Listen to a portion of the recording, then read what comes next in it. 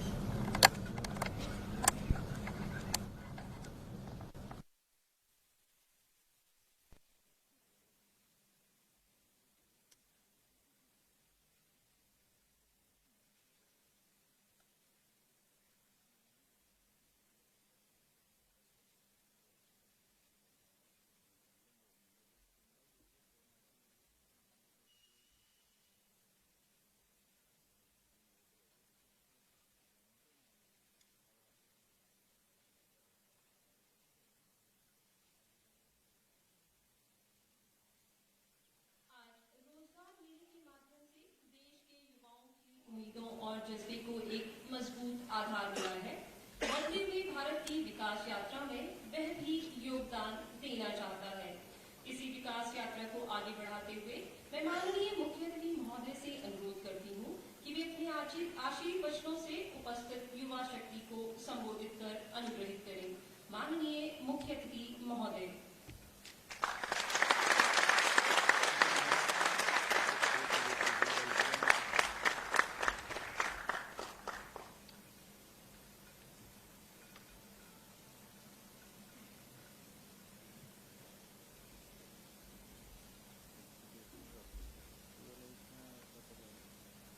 Director NISA Shri K Suniraman ji, DIG deputy director NISA Shri Srinivas Babu ji और सभी NISA and CSF के senior officers,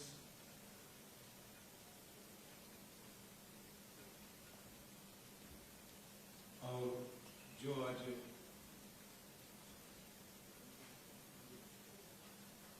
job appointment letters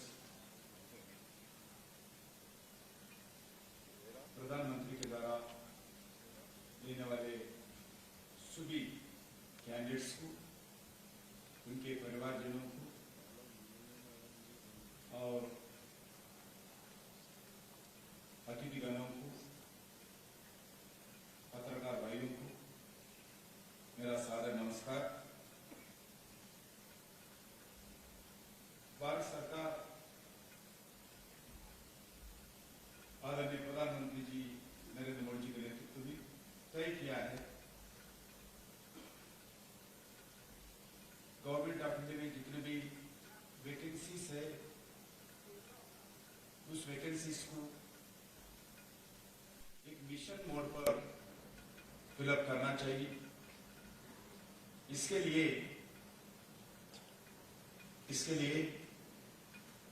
सभी ministries को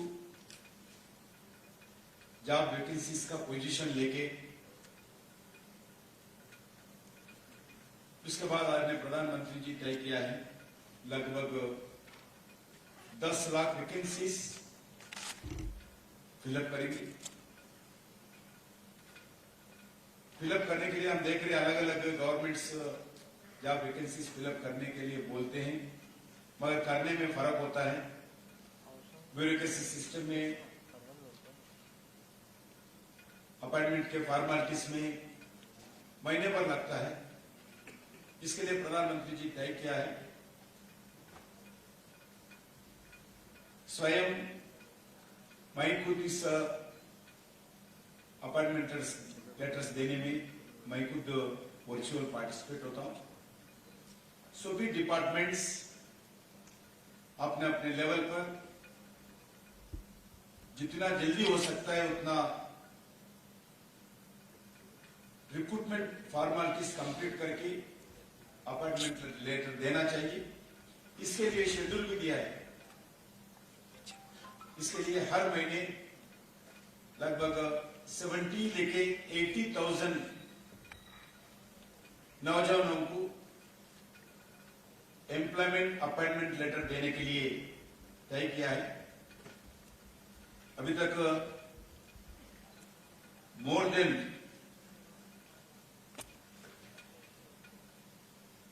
5 लाख का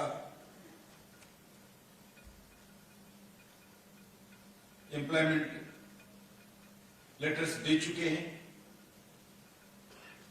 ये 8th फेज है। 8th फेज में आज कार्यक्रम हो रहा है। आने वाले इस 4-5 महीनों में 10 लाख का पूरा जो टारगेट था भारत सरकार का, उस सरकार का पूरा टारगेट फिलअप करने के लिए निर्णय किया है। మీకు అందరికీ తెలుసు నరేంద్ర మోడీ గారి నాయకత్వంలో కేంద్ర ప్రభుత్వంలో ఉన్నటువంటి అన్ని ప్రభుత్వ ఖాళీలను భర్తీ చేయాలని కేంద్ర ప్రభుత్వం నిర్ణయించింది। ఆ నిర్ణయంలో భాగంగానే ప్రతి నెల సుమారు 70 నుంచి 80 వేల మధ్యలో ఉద్యోగాలను గుర్తించడము, వాటికి సంబంధించి రిటన్ టెస్ట్ కానీ, ఓరల్ టెస్ట్ కానీ, ఫిజికల్ టెస్ట్ కానీ అన్ని పూర్తి చేయడము, పూర్తి చేసి ఆ యొక్క యువతకు ఉద్యోగ ఖాళీలకు సంబంధించినటువంటి భర్తీ సంబంధించినటువంటి అపాయింట్మెంట్ లెటర్స్ ఇవ్వడము। అది మామూలుగా మినిస్ట్రీస్ మీద వదిలేసినట్లయితే మీరు ఆలస్యం చేస్తారు, ఆలస్యం కాకూడదు అనుకున్నటువంటి కార్యక్రమము షెడ్యూల్ ప్రకారం పూర్తి కావాలి। కాబట్టి నేనే స్వయంగా ప్రతి నెల నేను మానిటరింగ్ చేస్తాను। నెల నేనే స్వయంగా వర్చువల్ గా ఆ యొక్క అపాయింట్మెంట్ పొందుతున్నటువంటి అభ్యర్థులకు, వాళ్ళ కుటుంబ సభ్యులకు నేను వర్చువల్ గా మాట్లాడతాను అనేటువంటి విషయం ప్రధానమంత్రి గారు చెప్పిన తర్వాత కేంద్ర ప్రభుత్వంలోని అన్ని మంత్రిత్వ శాఖలు మిషన్ మోడ్ పైన ఒక ప్రత్యేకమైనటువంటి ఆఫీసర్స్ ను ఆయా మినిస్ట్రీలో నియమించి ఆయా మినిస్ట్రీలో ఉన్నటువంటి ఖాళీలన్నింటిలో గుర్తించి వాటికి సంబంధించి ప్రాసెస్ పూర్తి చేసి ఇప్పటి వరకు 5.5 lakhs ఉద్యోగాలను గత 8 నెలలుగా ఇవ్వడం జరిగింది। ఇంకో 4 నెలలు పూర్తయిపోతే మొత్తం 10 లక్షల ఉద్యోగాల భర్తీ మనము లక్ష్యం చేరుకుంటామని ఈ సందర్భంగా మనయేస్తున్నాం। ప్రధానమంత్రి ఇంకొక మాట చెప్పారు, 10 లక్షలైనా కాదు, అది 15 లక్షలైనా పర్లేదు, అవసరం ఉన్నటువంటి శాఖలలో ఉన్నటువంటి ఖాళీలను ఎక్కడైతే భర్తీ చేయాలో వాటన్నిటిని కూడా భర్తీ చేద్దామనే విషయాన్ని మరి భారత ప్రభుత్వం నిర్ణయం తీసుకొని ఈ దిశలోనే ఈ కార్యక్రమం కొనసాగుతుందనే విషయాన్ని ఈ సందర్భంగా మనవి చేస్తున్నాను। ఈరోజు ఒక ట్రాన్స్పరెన్సీ, ఒక పారదర్శకగా ఈరోజు ఉద్యోగాల భర్తీ జరుగుతూ ఉంది। మన హైదరాబాద్ తెలంగాణ కేంద్రంగా కూడా గత 8 నెలలుగా నేను స్వయంగా వచ్చి ప్రతి నెల ఎవ్రీ మంత్ ఈ యొక్క రోజ్గార్ మేళాలో నేను స్వయంగా పాల్గొంటున్నాను. కొన్ని వేల మందికి మన తెలంగాణలో హైదరాబాద్ కేంద్రంగా ఉన్నటువంటి ప్రభుత్వ కేంద్ర ప్రభుత్వ కార్యాలయాల్లో అపాయింట్మెంట్స్ ఇస్తున్నాం. వచ్చినటువంటి ప్రతి వాళ్ళని అడిగాను, ఈ యొక్క అపాయింట్మెంట్ ఏదైతే ఉన్నదో మీది ఉద్యోగాలు ఎక్కడైనా మీరు రికమెండేషన్ చేసుకున్నారా? ఏ ఎమ్మెల్యే గాని ఎంపీ గాని నాలాంటి మంత్రి గాని ఎవరైనా జోక్యం చేసుకున్నారా? ఎవరి ద్వారానన్నా మీకు ఉద్యోగాలు వచ్చాయా?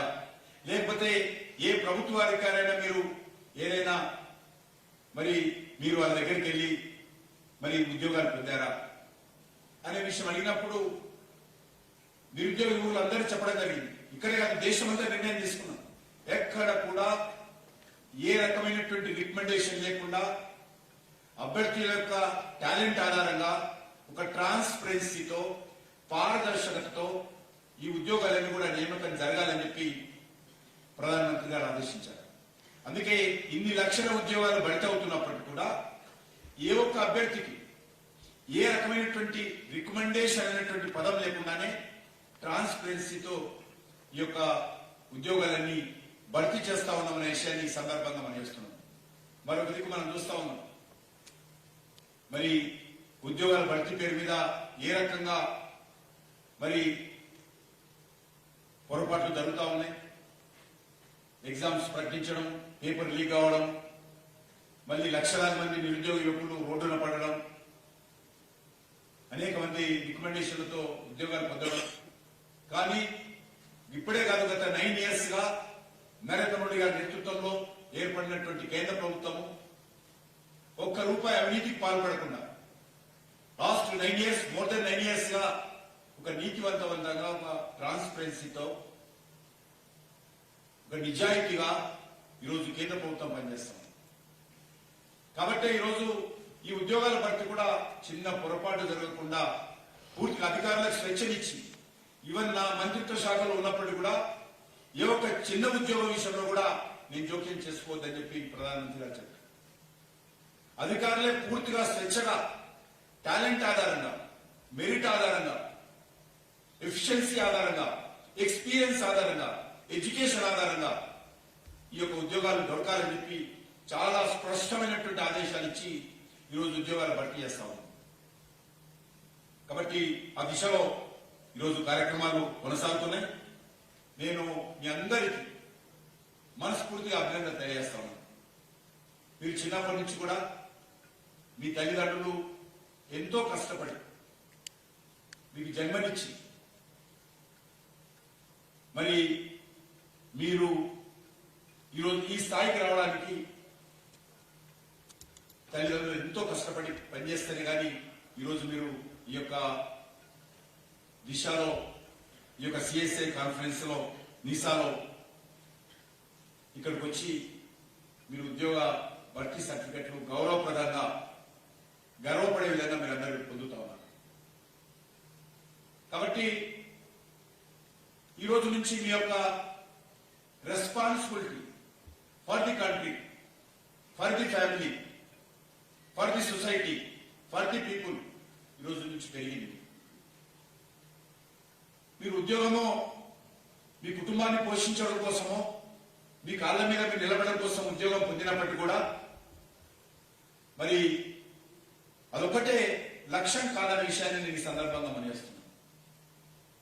వాస్తవంగా మనమందరం కూడా మన తల్లిదండ్రులను పోషించుకోవాలి, మన కుటుంబాన్ని పోషించుకోవాలి, మన కాళ్ళ మీద మనం నిలబడాలనేటువంటి లక్ష్యం అందరికీ ఉంటుంది, తప్పులేదు, ఉండాల్సిందే. కానీ దానికంటే ఒక పెద్ద లక్ష్యం మన మధ్యలో ఉండాల్సినటువంటి అవసరం, దానికంటే ఒక పెద్ద మిషన్ మనం చేతిలో తీసుకోవాల్సినటువంటి అవసరం ఉంది. ఎందుకంటే ఈరోజు నుంచి మీరు ఒక పవిత్రమైనటువంటి ప్రజల రక్షణకు సంబంధించినటువంటి బాధ్యతల్లో కానీ ఇతర how many departments are there today? 4 departments. All forces. CFP.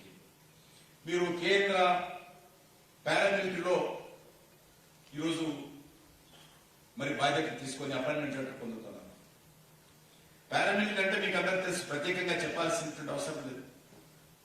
దేశ రక్షణ కోసం పనిచేసేటువంటి సంస్థలు. దేశంలో ఈరోజు శాంతి భద్రతల పరిరక్షణ కానీ, దేశ సమగ్రత సమైక్యత కాపాడే విషయంలో కానీ, దేశం యొక్క సరిహద్దులు కాపాడే విషయంలో కానీ, మరి ఉగ్రవాదాల నుంచి లేక తీవ్రవాదాల నుంచి లేక మరి దేశ వ్యతిరేక శక్తుల నుంచి, సంఘ విద్రోహ శక్తుల నుంచి ఈ దేశానికి, ఈ దేశంలో ఉన్నటువంటి ప్రజలకు, ఈ దేశంలో ఉన్నటువంటి అనేకమైనటువంటి సంస్థలకు రక్షణ కల్పించేటువంటి ఒక పవిత్రమైనటువంటి బాధ్యతను ఈ రోజు నుంచి మీరు తీసుకోబోతున్నారు. కాబట్టి ఈ రోజు నుంచి మీ యొక్క లైఫ్ ఒకటి ఇది స్పష్టంగా మనం చేయదలుచుకున్నాను. ఈ రోజు నుంచి మీ లైఫ్ ఒక డిసిప్లిన్ మోడ్ లో ఉంటుందనే విషయాన్ని మనం చేస్తున్నాం. ఇప్పటి వరకు మీరు విద్యార్థిగా లేక కుటుంబ సభ్యుడిగా అనేక రకాలుగా కార్యక్రమంలో పాల్గొంటున్నారు.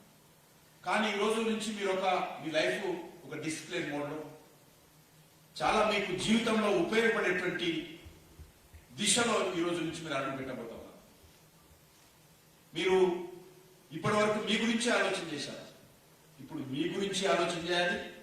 ఈ రోజు నుంచి సమాజం గురించి, భారత మాత యొక్క గౌరవాన్ని పరిరక్షించే విషయంలో కూడా ఈ రోజు నుంచి మీరు బాధ్యత పొందుతున్నారు. కాబట్టి ఈ సందర్భంగా ఒకటే, మీరు ఎక్కడ ఉన్నా ఏ కార్యక్రమం చేసినప్పటికీ కూడా మనకు జన్మనిచ్చినటువంటి తల్లిదండ్రులను, మన కుటుంబాన్ని ఎప్పుడు కూడా మరొకటి నమ్మేస్తున్నారు. వాళ్ళు ఎంతో ఉన్నత భావాలతో, ఎంతో ఆకాంక్షలతో నా కొడుకు, నా బిడ్డ బాగుపడాలి, వాళ్ళ కాళ్ళ మీద వాళ్ళు నిలబడాలి, మేము కష్టాల్లో ఉన్నప్పుడు నా ఆదుకుంటారు, మేము వృద్ధాప్యంలో ఉన్నట్టు ఆదుకుంటారనేటువంటి భావన మీ తల్లిదండ్రుల్లో ఉంటుంది. కాబట్టి ఎంతో కష్టపడి ఈరోజు మీ స్థాయికి తీసుకొచ్చారు.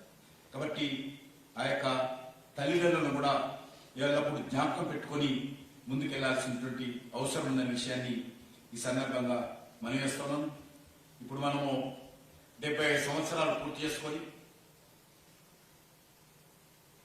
మనము భారతదేశానికి స్వాతంత్రం వచ్చి 100 సంవత్సరాల వైపు వడివడిగా అడుగులేస్తా ఉన్నాం.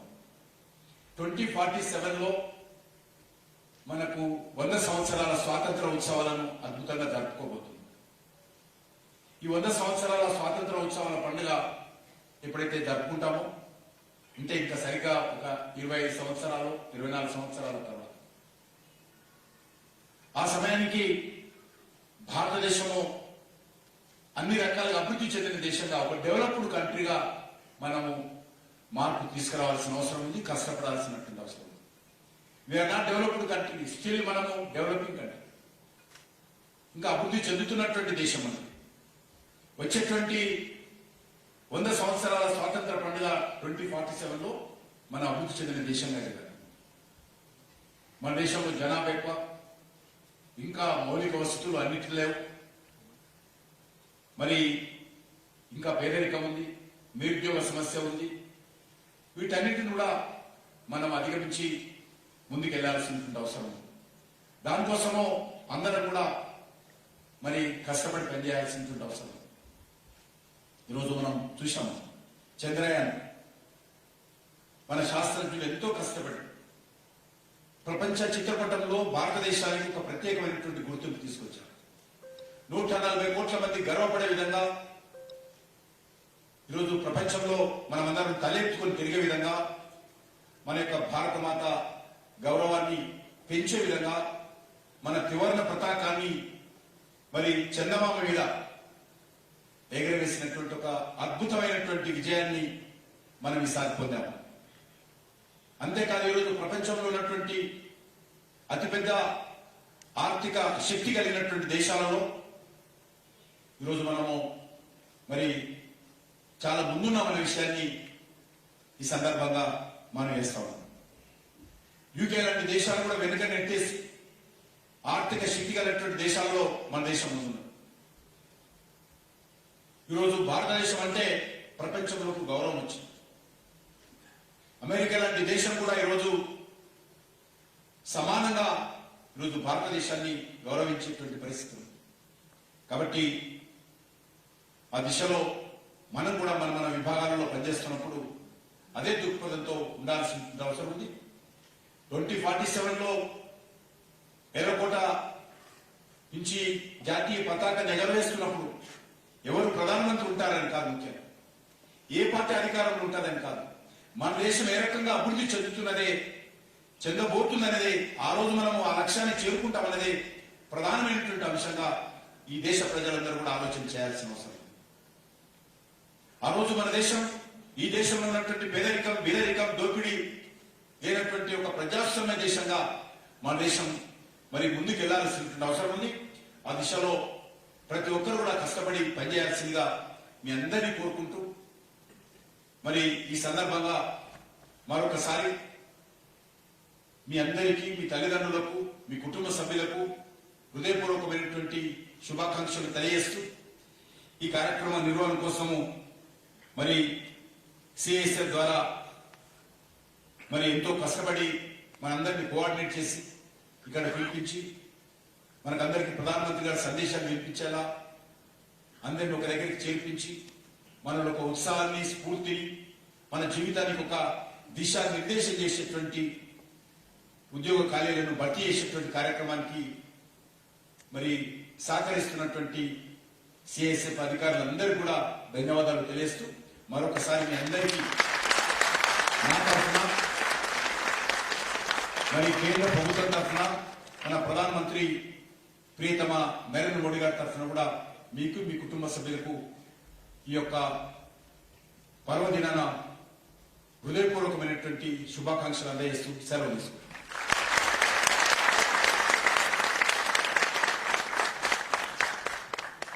धन्यवाद महोदय।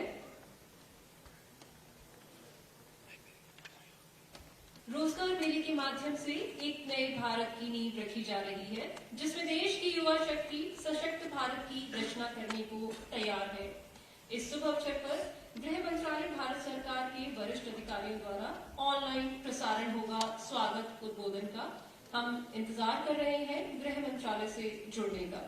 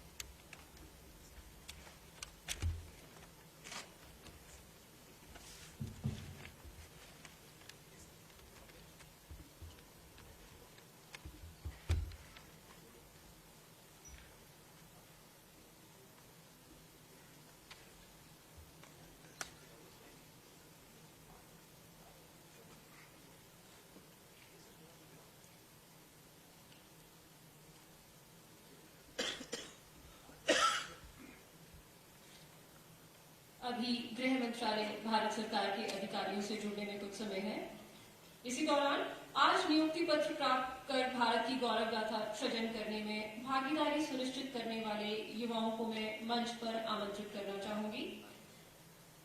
सबसे पहले विचार व्यक्त करने हेतु मैं मंच पर आमंत्रित करती हूँ ब्लेस के बाबू, केंद्रीय औद्योगिक सुरक्षा बल को।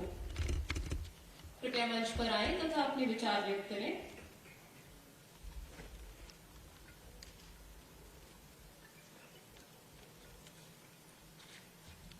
Good morning everyone, respected Union Minister and other officers on the dais. My name is Blaise K. Babu. I got selected as Sub-Inspector in CISF. This Rozgar Mela has brought joy to me and my family and I am very happy about it. There was no roadblock during this journey and my appointment was very hassle-free and every people in this academy helped me to get it. I wholeheartedly thank our dear Prime Minister Shri Narendra Modi ji for providing me this opportunity to be part of a mission for the development of our country. Thank you everyone. नियुक्ति पर हर्ष की अभिव्यक्ति के लिए मैं मंच पर आमंत्रित करती हूँ एरे श्वेता, केंद्रीय औद्योगिक सुरक्षा बल को। Array Shweta.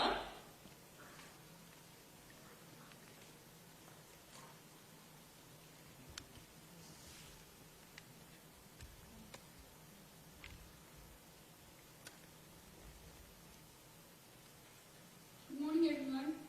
Respected on the dais, off the dais, and my name is Shweta. I have got selected as a constable in CASF.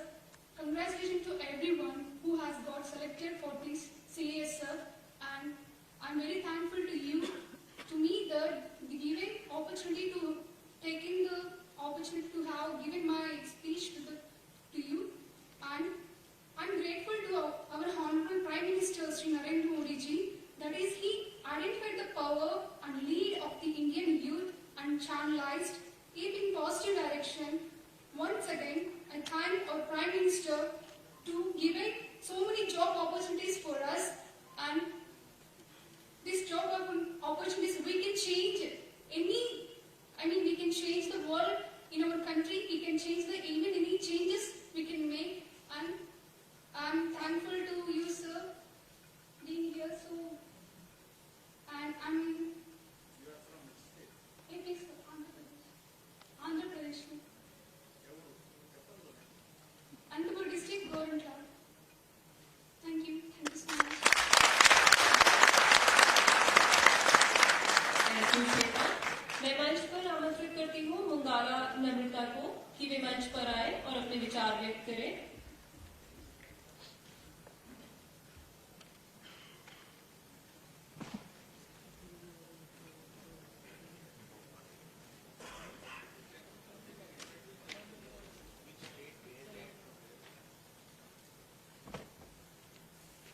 Good morning, ladies and gentlemen.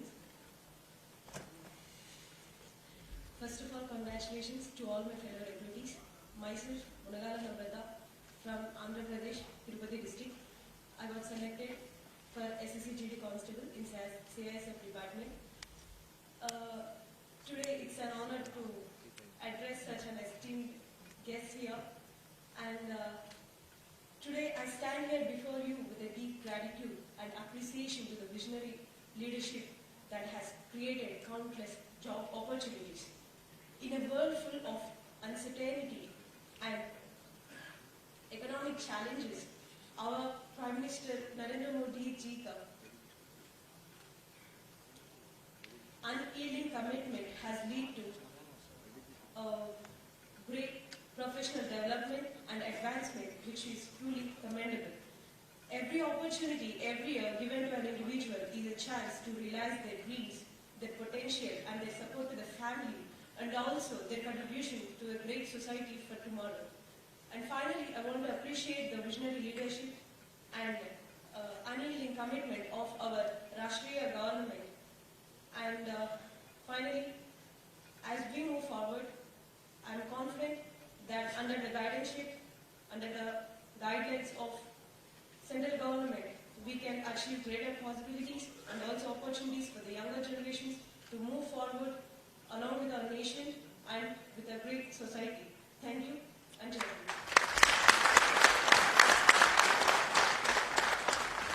Thank you, Namrita. Now we are ready कि हम MHA के वरिष्ठ अधिकारियों के साथ थोड़ी ही देर में जुड़ने वाले हैं। कृपया अपने स्थान पर बने रहें।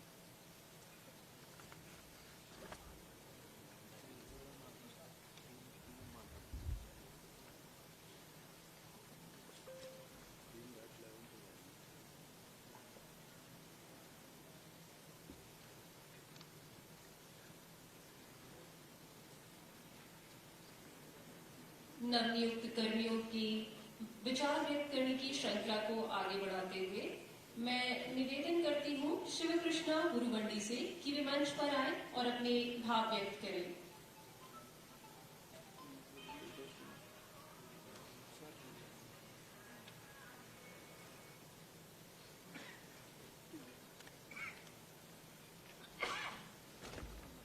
नमस्कार, मेरा नाम शिव कृष्णा है, आंध्र प्रदेश बापटना डिस्ट्रिक्ट। मेरा सिलेक्शन CASF कांस्टेबल GD में हुआ है। मैं माननीय प्रधानमंत्री श्री नरेंद्र मोदी जी से धन्यवाद देता हूं कि अपॉइंटमेंट लेटर के साथ मुझे मौका मिला है कि देश के विकास में भागीदारी में योगदान दे सकूं। आज मुझे ऐसा लग रहा है कि जीवन का सपना सच हो गया है। पूरी भर्ती प्रक्रिया सुगम और सरल रही। मैं वादा करता हूं कि दिए गए कार्य को पूरी कार्यनिष्ठा से निभाऊंगा। जय।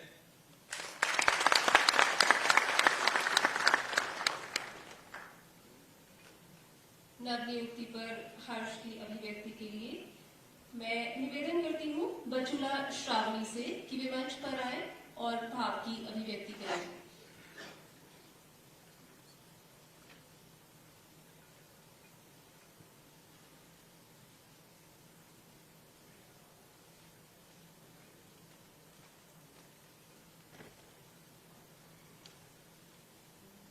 A very good morning to everyone, respected on the dais and off the dais.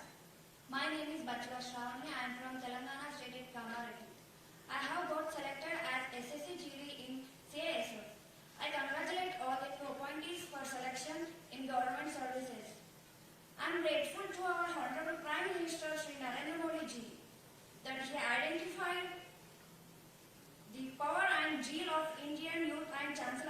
in positive direction. I once again thank our Prime Minister to jobs open more jobs opportunity so that we can contribute to the vision of Viksit Bharat. Jai Hind. Thank you for the invitation. Thank you Shravani. जुनून है जहन में तो हौसले तलाश करो, बहते पानी की तरह रास्ते तलाश करो कि ये बेचैनी रगों में बहुत जरूरी है। उठो, सफर के नए सिलसिले तलाश करो। पूरे जुनून और हौसले के साथ नई ऊंचाइयां छूती, नित नए इतिहास रचती, नए कीर्तिमान गढ़ने को तैयार भारत की युवा शक्ति को भारत की माननीय प्रधानमंत्री श्री नरेंद्र मोदी जी द्वारा संबोधित किया जाएगा। मैं माननीय मुख्य अतिथि महोदय से अनुरोध करती हूँ कि वे संबोधन में भागीदारी हेतु दर्शक दीर्घा में अपना निर्धारित स्थान ग्रहण करें। साथ ही अनुरोध है निदेशक नीसा से कि वे मुख्य अतिथि महोदय को उनके निर्धारित स्थान तक अनुरक्षण करें।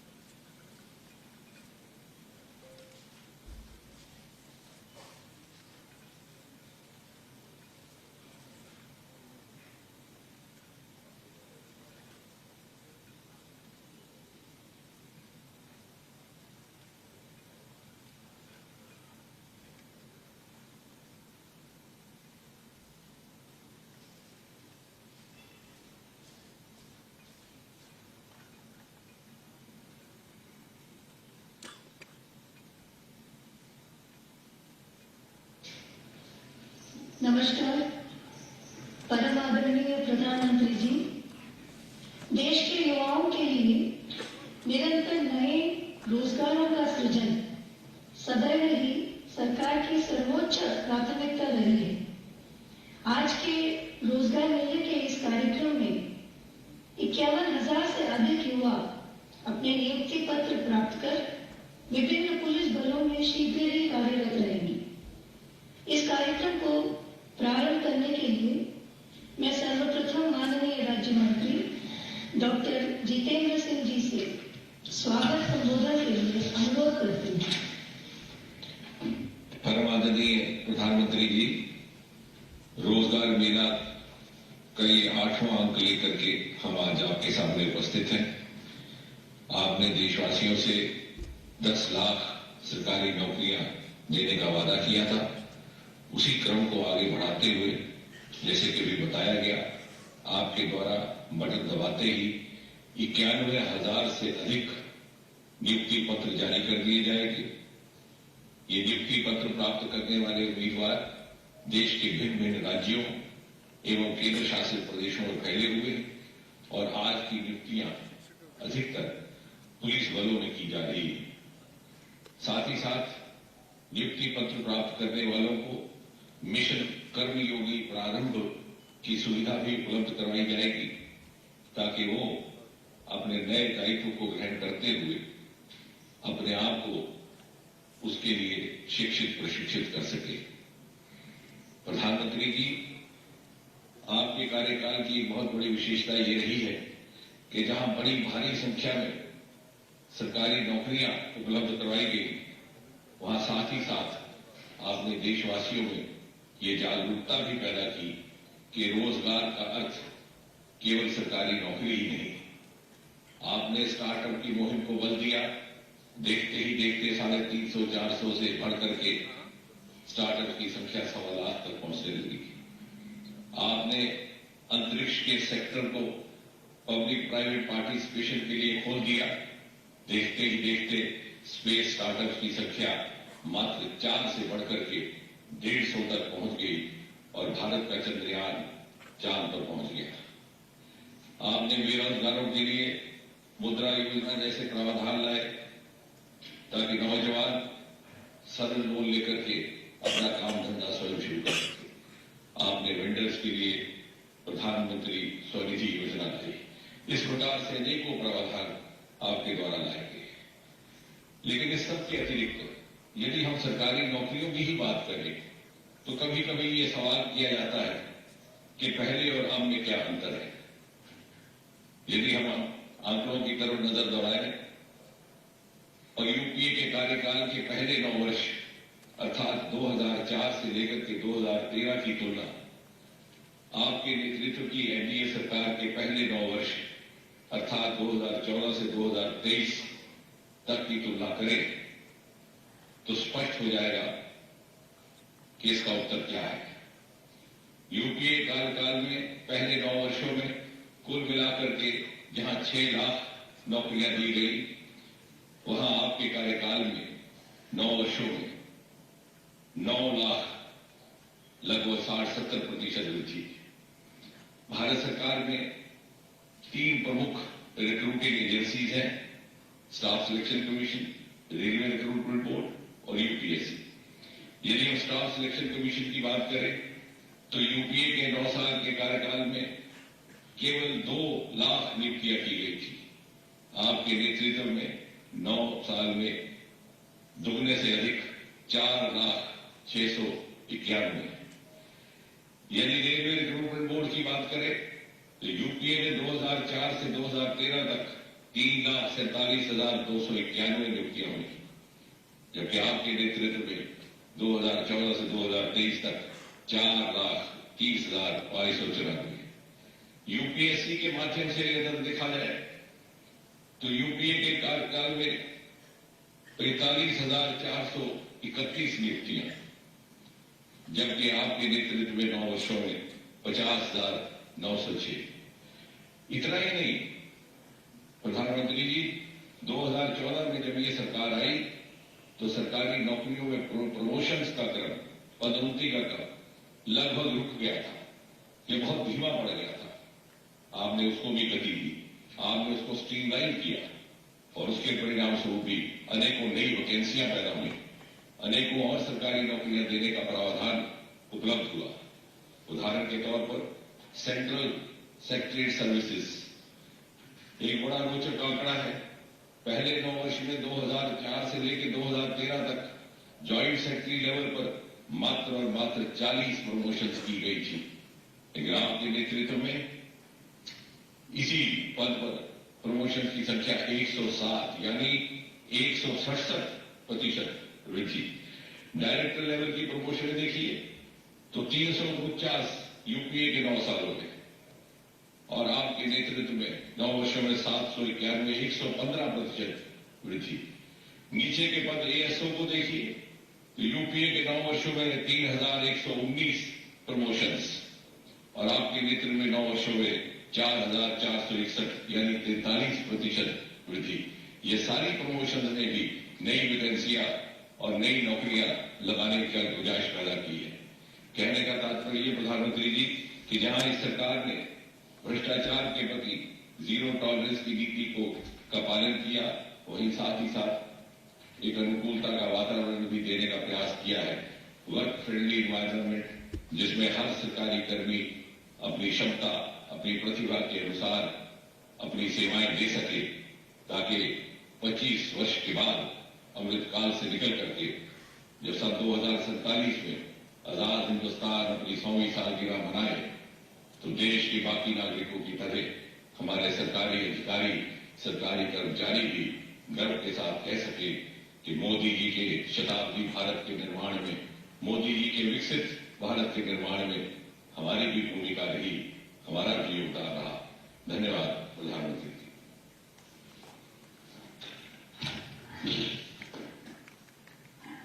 धन्यवाद माननीय मंत्री जी।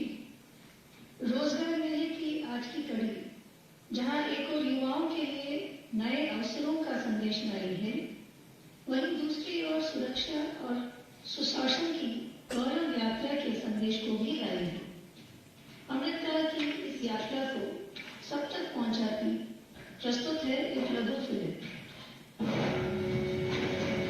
भारत दुनिया की सबसे तेजी से बढ़ती इकोनॉमी, भारत दुनिया का सबसे युवा देश। आज भारत के यशस्वी प्रधानमंत्री श्री नरेंद्र मोदी के कुशल नेतृत्व में तेजी से आगे बढ़ रहा है। नित नई ऊंचाइयों छूते भारत की बढ़ती ताकत है यहाँ की आकांक्षी और ऊर्जावान युवा शक्ति।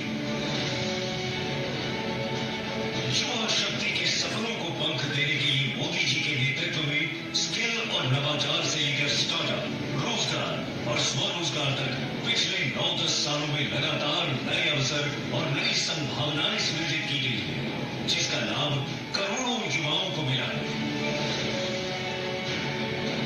युवा शक्ति के सामर्थ्य से राष्ट्र निर्माण के लक्ष्य को जोड़ने के इन्हीं प्रयासों की श्रृंखला में एक अहम कड़ी बनकर उभरा है रोजगार मेला। रोजगार मेला के तहत सरल, समयबद्ध और पारदर्शी तरीके से भारत सरकार सहयोगी राज्य सरकारों के साथ मिलकर 10 लाख युवाओं को सरकारी नौकरियां देने के लिए संकल्पबद्ध प्रयास कर रही है। देश में चल रहा ये रोजगार अभियान पारदर्शिता और सुशासन, गुड गवर्नेंस दोनों का ही प्रमाण है। बीते वर्षों में जिस तरह बड़े पैमाने पर युवाओं को सरकारी नौकरी दी गई है, यह अभियान भी अपने आप में अभूतपूर्व है। अब तक 5 लाख से अधिक युवा कर्मयोगी रोजगार मेला के तहत सरकारी नौकरी पाकर भारत को विकसित भारत बनाने के संकल्प को मजबूती दे रही है। राष्ट्र निर्माण का अहम हिस्सा है सुरक्षा। आगे बढ़ते भारत की बढ़ती सुरक्षा आवश्यकताओं को ध्यान में रखते हुए प्रधानमंत्री नरेंद्र मोदी जी ने हमारे आर्म्ड फोर्सेस को आधुनिक बनाने के लिए समग्र और सतत कदम उठाए। साथ ही विभिन्न स्तरों पर पदों को तेजी से भरने पर भी बल दिया गया है। इसी कड़ी में आज रोजगार मेले में 51,000 से अधिक युवाओं को विभिन्न केंद्रीय सशस्त्र पुलिस बलों में नियुक्ति पत्र दिए जा रहे हैं। ये सभी युवा अमृत काल के भारत की मजबूत सुरक्षा सुनिश्चित करने में अपना योगदान देंगे और अपनी ऊर्जा, उत्साह, सेवा और समर्पण से राष्ट्र निर्माण के संकल्पों को सिद्ध करेंगे। भारत की जहां आज सोच पॉजिटिव है और विकास के लिए अभूतपूर्व उत्साह और जिसके युवा टैलेंट पर पूरी दुनिया की नजर है, वहां रोजगार मेला जैसे कदम युवा सपनों को सच करने और उनको नेशन फर्स्ट के विजन से जोड़ने का एक सशक्त माध्यम बना है।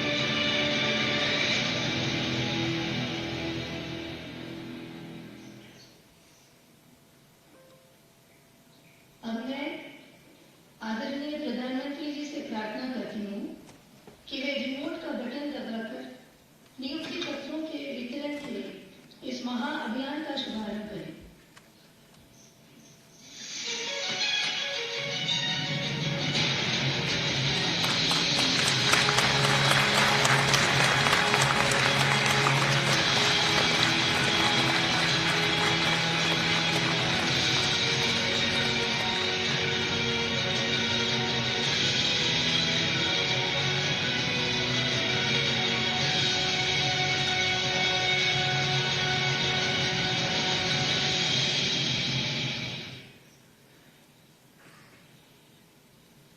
मैं आदरणीय प्रधानमंत्री जी से निवेदन करती हूँ कि रोजगार मेले के इस अवसर पर अपने आशीर्वाद वचनों से हम सभी का तथा राष्ट्र की युवा महाशक्ति का पथ प्रदर्शन करें।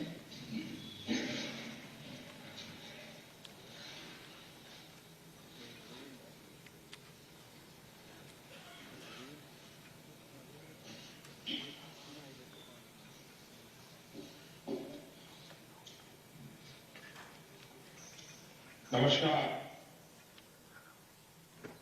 आजादी के इस अमृत काल में देश की आजादी के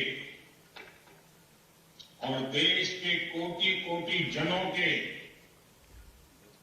अमृत रक्षक बनने पर आप सबको बहुत बहुत बधाई। मैंने आपको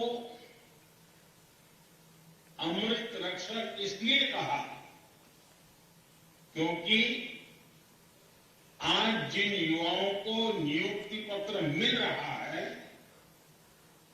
वो देश की सेवा के साथ साथ देश के नागरिकों की, देश की रक्षा भी करेंगे।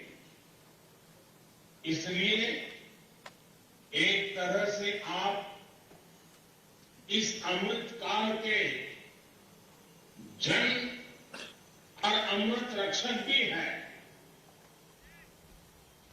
मेरे परिवारजनों, इस बार रोजगार मेला का ये आयोजन एक ऐसे माहौल में हो रहा है जब देश गर्व और आत्मविश्वास से भरा हुआ है। हमारा चंद्रयान और उसका रोवर प्रज्ञान लगातार चंद्रमा से ऐतिहासिक तस्वीरें भेज रहा है। गर्व से भरे क्षण और ऐसे समय में आप अपने जीवन की सबसे महत्वपूर्ण यात्रा शुरू करने जा रहे हैं। मैं सभी सफल अभ्यर्थियों और उनके परिवारजनों को अनेक अनेक शुभकामनाएं देता हूं। साथियों, सेना में आकर सुरक्षा बलों के साथ जुड़कर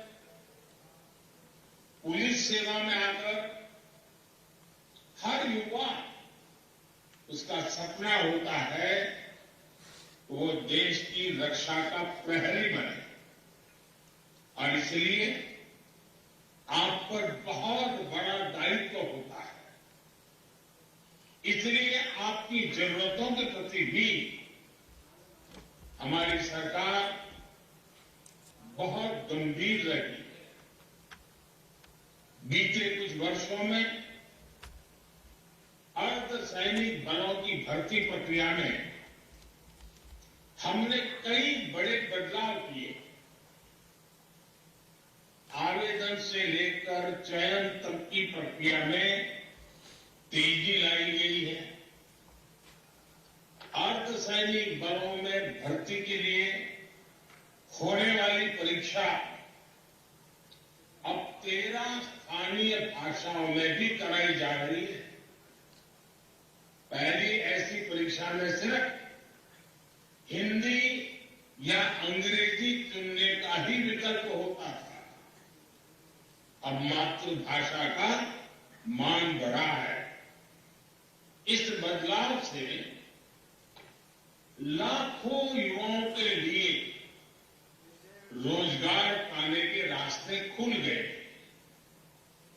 पिछले वर्ष भी छत्तीसगढ़ के नक्सल प्रभावित जिलों में सैकड़ों आदिवासी युवकों की नियुक्ति की गई थी। इन्हें नियमों में छूट देकर सुरक्षा बल में भर्ती पाने का अवसर दिया गया ताकि विकास की मुख्य धारा से जुड़े रहे। इसी तरह बॉर्डर डिस्ट्रिक्ट और उग्रवाद प्रभावित जिलों के युवाओं के लिए कांस्टेबल भर्ती परीक्षा में कोटा बढ़ाया गया। सरकार के प्रयासों से अर्धसैनिक बलों को लगातार मजबूती मिल रही है। साथियों, देश का विकास सुनिश्चित करने में आपके दायित्व की महत्वपूर्ण भूमिका है। सुरक्षा का वातावरण, कानून का राज विकास की रफ्तार को तेज कर देता है। आप यूपी का उदाहरण ले सकते हैं। कभी यूपी विकास के मामले में बहुत पीछे था और अपराध के मामले में बहुत आगे, लेकिन अब कानून का राज स्थापित होने से यूपी विकास की नई ऊंचाई छू रहा है। कभी गुंडों माफिया की दहशत में रहने वाले उत्तर प्रदेश में आज भयमुक्त समाज की स्थापना हो रही है। कानून व्यवस्था का ऐसा शासन लोगों में विश्वास पैदा करता है और जब अपराध कम हुआ तो यूपी में निवेश भी बढ़ रहा है, इन्वेस्टमेंट आ रहा है। इसके उलट हम ये भी देखते हैं कि जिन राज्यों में अपराध चरम पर है वहां निवेश भी उतना ही कम हो रहा है। सारे रोजी रोटी के सारे काम ठप पड़ जाते हैं। मेरे परिवारजनों, आजकल आप लगातार पढ़ते भी हैं और देखते भी हैं कि भारत दुनिया की सबसे तेजी से बढ़ती हुई अर्थव्यवस्था है। भारत इस दशक में टॉप 3 अर्थव्यवस्था में शामिल हो जाएगा और ये गारंटी जब मैं आपको देता हूं ना, बड़ी जिम्मेवारी के साथ मेरे देशवासी, मेरे परिवारजनों को ये मोदी गारंटी देता है। लेकिन जब आप ये पढ़ते हैं तो एक सवाल आपके मन में जरूर आता होगा कि इसका देश के सामान्य नागरिक पर क्या असर होगा। और ये सवाल बहुत स्वाभाविक भी है। साथियों, किसी भी अर्थव्यवस्था को आगे बढ़ने के लिए जरूरी है कि देश के हर सेक्टर का विकास हो। फूड सेक्टर से लेकर के फार्मा तक, स्पेस से लेकर के स्टार्टअप तक, जब हर सेक्टर आगे बढ़ेगा तो अर्थव्यवस्था भी आगे बढ़ेगी। आप फार्मा इंडस्ट्री का उदाहरण ले लीजिए।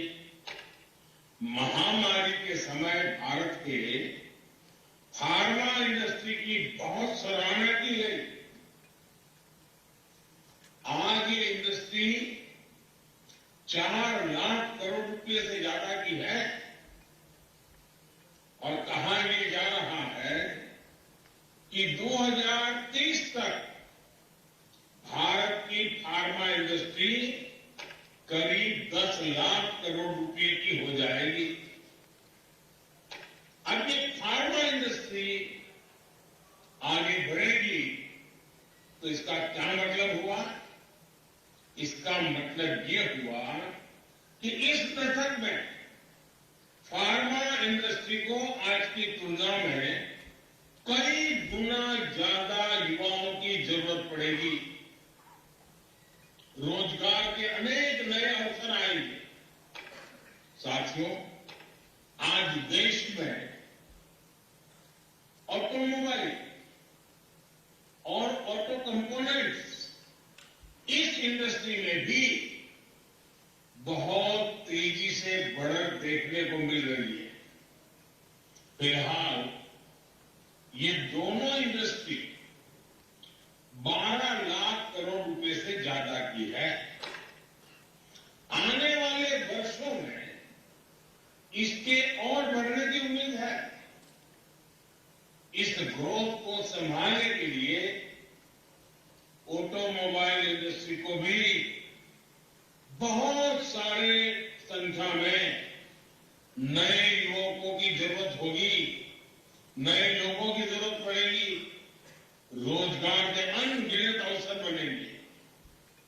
आपने देखा होगा कि इन दिनों फूड प्रोसेसिंग इंडस्ट्री के महत्व की भी काफी चर्चा होती है। भारत का फूड प्रोसेसिंग मार्केट पिछले साल करीब 26 लाख करोड़ रुपए का था। अब अगले 3-3.5 साल में ये सेक्टर करीब 35 लाख करोड़ रुपए का हो जाएगा। यानी जितना विस्तार होगा उतने अधिक युवकों की जरूरत पड़ेगी, उतने नए रोजगार के मौके खुल जाएंगे। साथियों, भारत में आज इंफ्रास्ट्रक्चर का तेजी से विकास हो रहा है। पिछले 9 साल में केंद्र सरकार ने 30 लाख करोड़ रुपए से ज्यादा इंफ्रास्ट्रक्चर पर खर्च किए हैं। इससे देश भर में कनेक्टिविटी का विस्तार तो हो ही रहा है। इसने पर्यटन और हॉस्पिटैलिटी सेक्टर में नई संभावनाओं को जन्म दिया है और नई संभावनाओं का सीधा मतलब है कि ज्यादा से ज्यादा रोजगार के मौके बनते जा रहे हैं। साथियों, 2030 तक हमारी अर्थव्यवस्था में टूरिज्म सेक्टर का योगदान 20 लाख करोड़ रुपए से भी ज्यादा होने का अनुमान है। माना जा रहा है कि अकेले इस इंडस्ट्री से 13 से 14 करोड़ लोगों को नए रोजगार की संभावना बढ़ने वाली है। इन सारे उदाहरणों से आप समझ कर सकते हैं कि भारत का विकास सिर्फ नंबर की रेस नहीं है। इस विकास का भारत के हर नागरिक के जीवन पर प्रभाव पड़ेगा। इसका मतलब है कि बड़ी संख्या में रोजगार के अवसर तैयार हो रहे हैं और इससे आय में बढ़ोतरी और क्वालिटी ऑफ लाइफ सुनिश्चित हो रही है। हम परिवार में भी देखते हैं ना, अगर हम किसान हैं, अच्छी फसल हुई, ज्यादा फसल हुई, अच्छे दाम मिले, तो घर के अंदर कैसे रौनक आ जाती है। कपड़े नए आते हैं, बाहर जाने का मन करता है, नई चीजें खरीदने का मन करता है। घर की अगर आय बढ़ी तो घर के लोगों के जीवन में भी बदलाव आता है। जैसे परिवार में है ना, देश में भी वैसे ही है। जैसे देश की आय बढ़ती है, देश की ताकत बढ़ती है, देश में संपत्ति बढ़ती है, तो देश के नागरिकों का जीवन संपन्न बनना शुरू हो जाता है। साथियों, पिछले 9 वर्षों के हमारे प्रयासों से परिवर्तन का एक और नया दौर दिखने लगा है। पिछले साल भारत ने रिकॉर्ड एक्सपोर्ट किया। ये संकेत है कि दुनिया भर के बाजारों में भारतीय सामानों की डिमांड लगातार बढ़ रही है। इसका मतलब है कि हमारा प्रोडक्शन भी बढ़ा है और प्रोडक्शन के लिए जो नए नौजवान लगे उसके कारण रोजगार भी बढ़ा है और स्वाभाविक है इसके कारण परिवार की आय भी बढ़ रही है। आज भारत दुनिया का दूसरा सबसे बड़ा मोबाइल फोन निर्माता देश है। देश में मोबाइल फोन की डिमांड भी लगातार बढ़ रही है। सरकार के प्रयासों ने मोबाइल मैन्युफैक्चरिंग को भी कई गुना बढ़ा दिया। अब देश मोबाइल से आगे बढ़कर दूसरे इलेक्ट्रॉनिक गैजेट पर भी फोकस कर रहा है।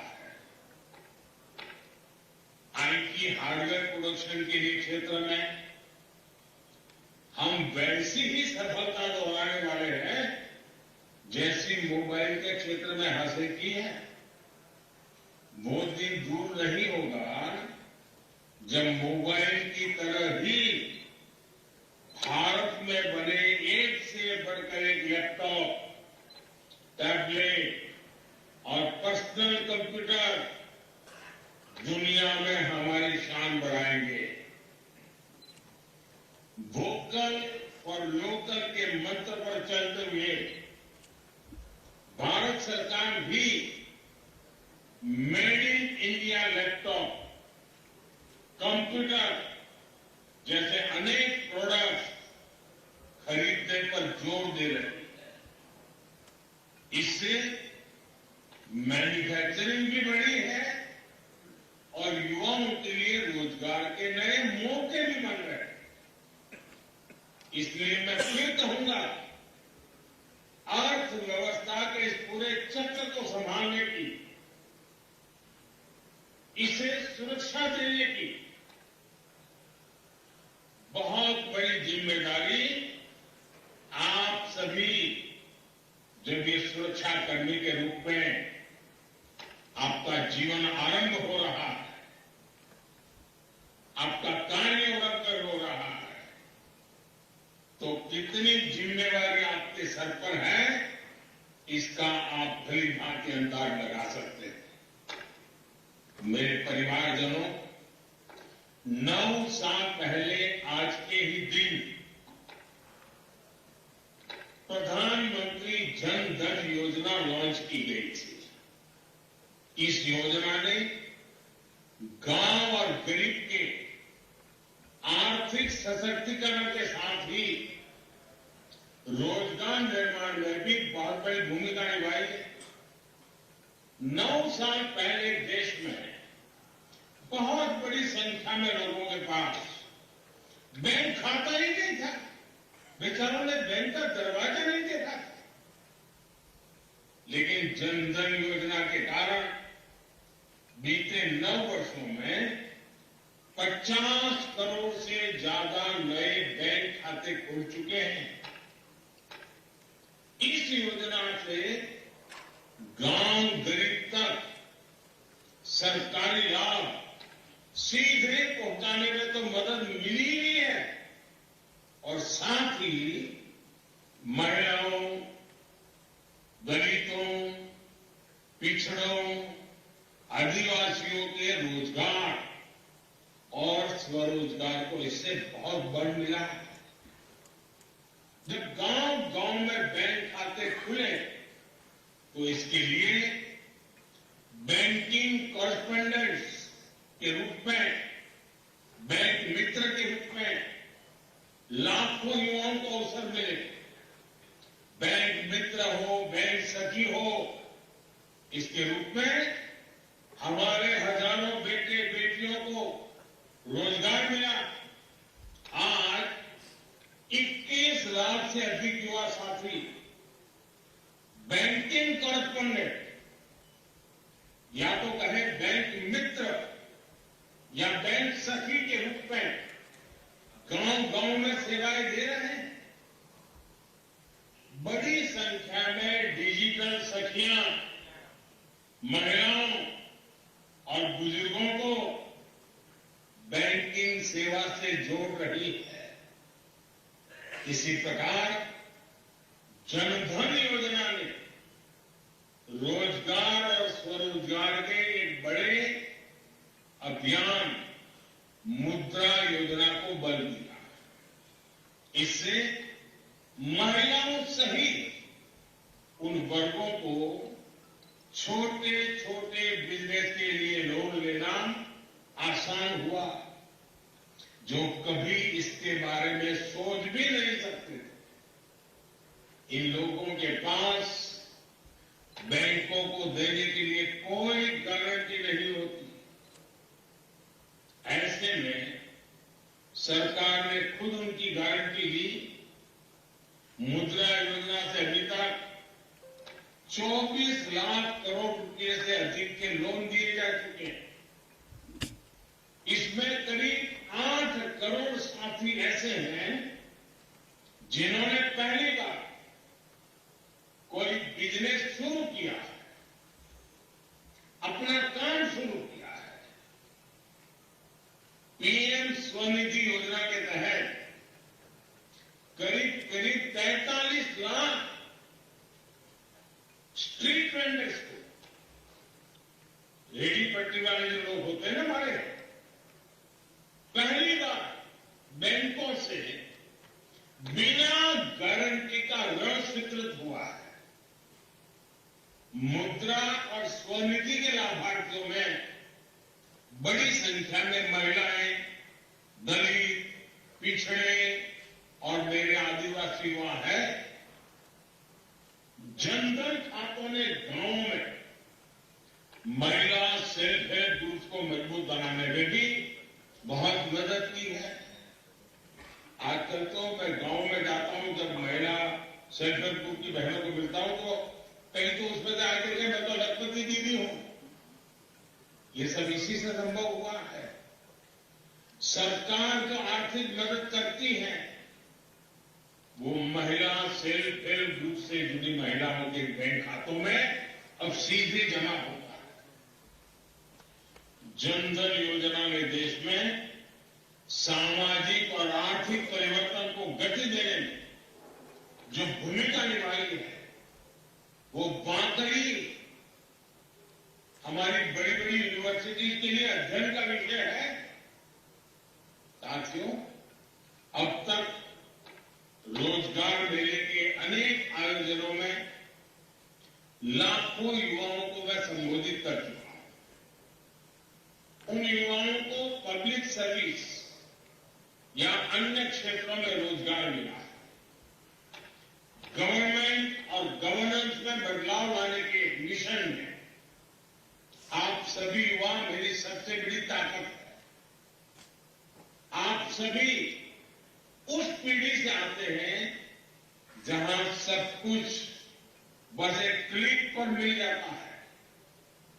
इसलिए आप समझ सकते हैं कि लोग हर सर्विस की तेज डिलीवरी चाहते हैं। आप अच्छी तरह जानते हैं कि आज की पीढ़ी समस्याओं का टुकड़ों में समाधान नहीं चाहती, उन्हें स्थायी समाधान चाहिए। इसलिए पब्लिक सर्वेंट होने के नाते आपको ऐसे फैसले लेने होंगे, ऐसी जिम्मेवारियां निभानी होगी, हर पल ऐसे तैयार रहना होगा जो लंबे समय तक लोगों के लिए फायदेमंद हो। आप जिस पीढ़ी से संबंध रखते हैं वो कुछ हासिल करने का इरादा रखती है। ये पीढ़ी किसी का फेवर नहीं चाहती, वो बस ये चाहती है कि कोई उनके रास्ते का रोड़ा ना हो। इसलिए पब्लिक सर्वेंट्स के तौर पर आपके लिए ये समझना बहुत आवश्यक है कि सरकार जनता की आकांक्षाओं को पूरा करने के लिए हमेशा जनता की सेवा के लिए आप ये समझते हुए काम करेंगे तो कानून व्यवस्था को बनाए रखने में भी आपको बहुत मदद मिलेगी। साथियों, अर्धसैनिक बलों में अपनी महत्वपूर्ण जिम्मेदारी को पूरा करने के साथ साथ आप सीखते रहने की प्रवृत्ति को भी बनाए रखें। आप जैसे कर्मयोगियों के लिए आई गॉट कर्मयोगी पोर्टल पर 600 से ज्यादा अलग अलग कोर्सेज उपलब्ध है, सर्टिफिकेट कोर्सेज है। 20 लाख से ज्यादा सरकारी कर्मचारियों ने इस पोर्टल पर रजिस्ट्रेशन कराया है। वो ऑनलाइन पढ़ाई कर रहे हैं, परीक्षाएं दे रहे हैं। मेरा आग्रह है कि आप सब भी इस पोर्टल से पहले दिन से जुड़ जाइए और पहले दिन से तय कीजिए मैं ज्यादा से ज्यादा कोर्सेज करूं, ज्यादा से ज्यादा सर्टिफिकेट कोर्स करूं, ज्यादा से ज्यादा सर्टिफिकेट प्राप्त करूं। और आप देखिए, जो सीखेंगे, जानेंगे, समझेंगे, वो सिर्फ एग्जाम के लिए नहीं है, आपके जीवन में उत्तम से उत्तम ड्यूटी करने के लिए है। एक श्रेष्ठ अफसर बनने का सामर्थ्य उसमें पड़ा हुआ है। साथियों, आपका क्षेत्र यूनिफॉर्म की दुनिया का है। मैं आप सबसे आग्रह करूंगा, फिजिकल फिटनेस में जरा भी कॉम्प्रोमाइज मत कीजिए, क्योंकि आपका काम समय के बंधनों में बंधा हुआ नहीं होता। मौसम का हर मार आपको झेलना पड़ता है। फिजिकल फिटनेस ये आपके विभाग में काम करने वालों के लिए बहुत जरूरी है। फिजिकल फिटनेस से ही आधा काम तो यूं हो जाता है। अगर आपके ढंग से आप खड़े हैं तो कानून व्यवस्था संभालने में कुछ करना नहीं पड़ता है, खड़ा रहने काफी हो जाता है। दूसरा मेरा मत है, आपकी ड्यूटी में तनावपूर्ण पल बहुत बार आते हैं। छोटी छोटी बात पर तनाव आ जाता है। योगा ये आपके जीवन में नित्य प्रैक्टिस होनी चाहिए। आप देखेंगे संतुलित मन आपके कार्य के लिए बहुत बड़ी ताकत देगा। योगा ये सिर्फ फिजिकल एक्सरसाइज नहीं है, स्वस्थ मन के लिए, संतुलित मन के लिए और आप जैसे लोगों की ड्यूटी में तनाव से मुक्त रहने के लिए ये जीवन का हिस्सा होना बहुत जरूरी है। साथियों, देश 2047 में जब आजादी के 100 साल मनाएगा सोचे होंगे ये 25 साल देश के और ये 25 साल आपकी जिंदगी के कितना अद्भुत संयोग है। अब मौका आपको नहीं गंवाना, अपनी पूरी शक्ति सामर्थ्य जितना उसका विकास कर सकते हैं करिए, जितना ज्यादा समर्पण कर सकते हैं करिए, जितना ज्यादा जन सामान्य के जीवन के लिए अपने जीवन को खपा दें। आप देखिए जीवन में एक अद्भुत संतोष मिलेगा, एक अद्भुत आनंद मिलेगा और आपके व्यक्तिगत जीवन की सफलता आपको संतोष देगी। मेरी आपको बहुत शुभकामनाएं हैं, आपके परिवारजनों को बहुत बहुत बधाई है, बहुत बहुत धन्यवाद।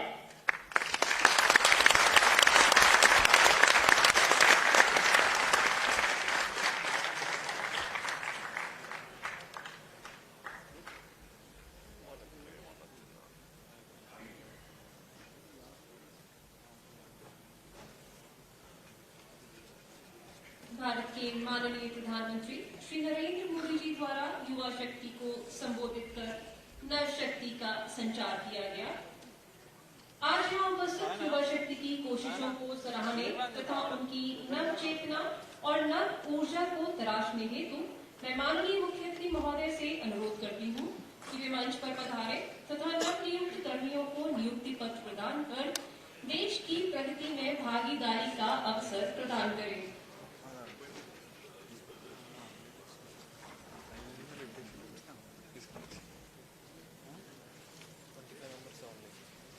नियुक्ति पत्र प्राप्त करने की श्रृंखला में पहला नाम है ब्लेस के बाबू, केंद्रीय औद्योगिक सुरक्षा बल।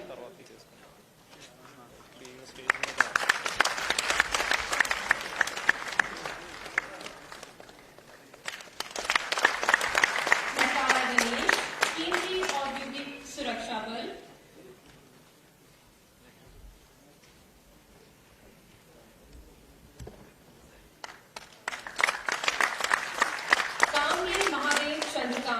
केंद्रीय औद्योगिक सुरक्षा बल।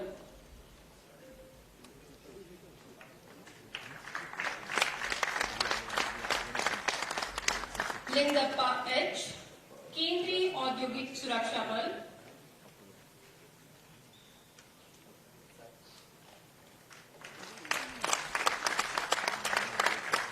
शंकर गुरुपत्पा बंसोड़े, केंद्रीय औद्योगिक सुरक्षा बल।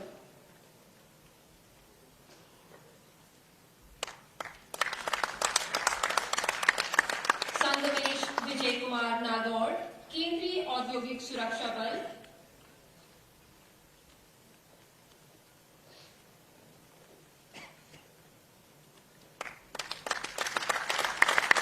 सूर्या पी, केंद्रीय औद्योगिक सुरक्षा बल।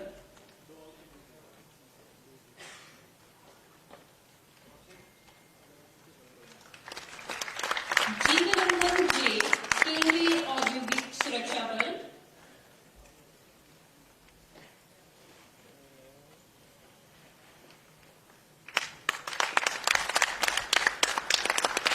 शिवमूर्ति एस, केंद्रीय औद्योगिक सुरक्षा बल।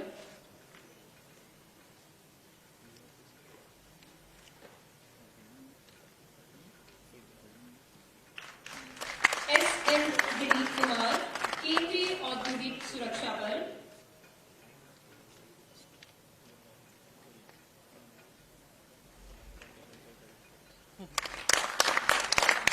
भूतिया ज्योति, केंद्रीय औद्योगिक सुरक्षा बल।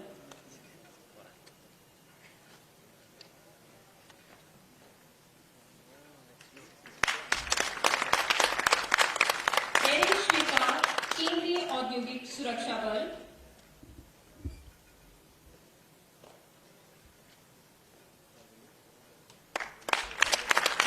अमिता जल्ला, केंद्रीय औद्योगिक सुरक्षा बल।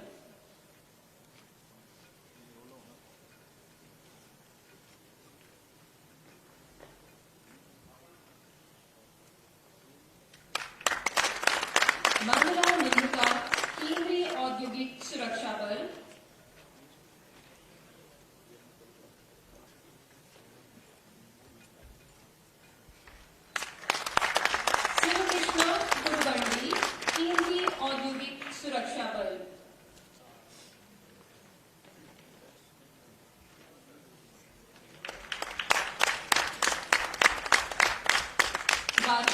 श्रावणी, केंद्रीय औद्योगिक सुरक्षा बल।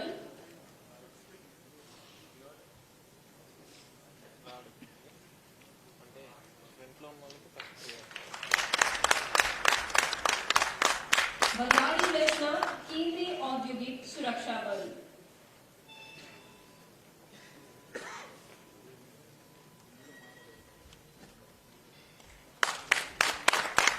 जसुला रमन्ना, केंद्रीय औद्योगिक सुरक्षा बल।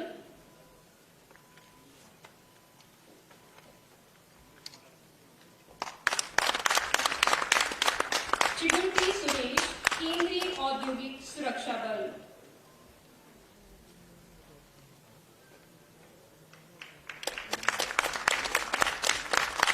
शेख सलीम, केंद्रीय औद्योगिक सुरक्षा बल।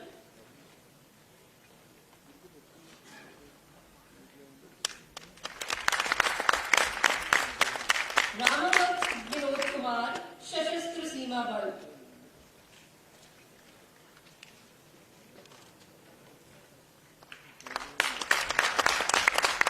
मानिका हरिका, सशस्त्र सीमा बल।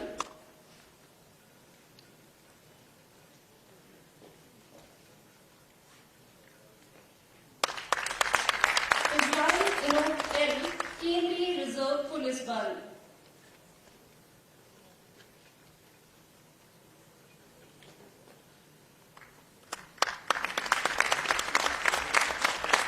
वाकदानी नागेंद्र बाबू, आईटीबीपी।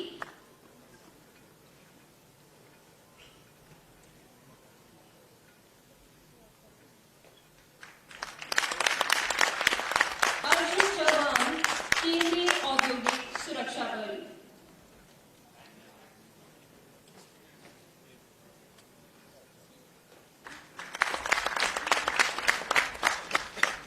धन्यवाद महोदय।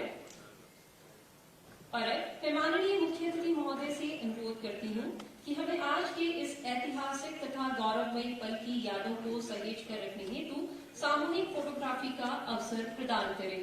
माननीय मुख्य अतिथि महोदय, आप सभी से अनुरोध है, कृपया सामूहिक फोटोग्राफी हेतु अपने स्थान पर खड़े हो जाएं।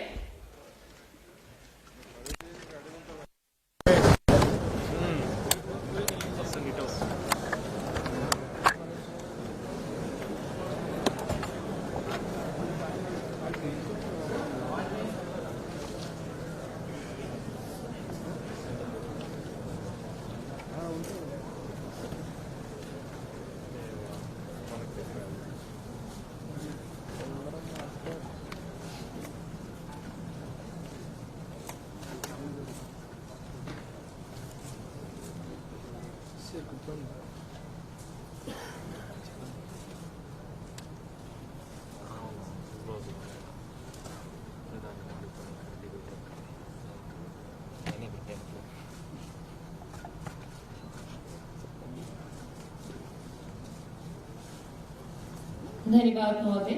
आप सभी से अनुरोध है, कृपया अपना स्थान ग्रहण करें।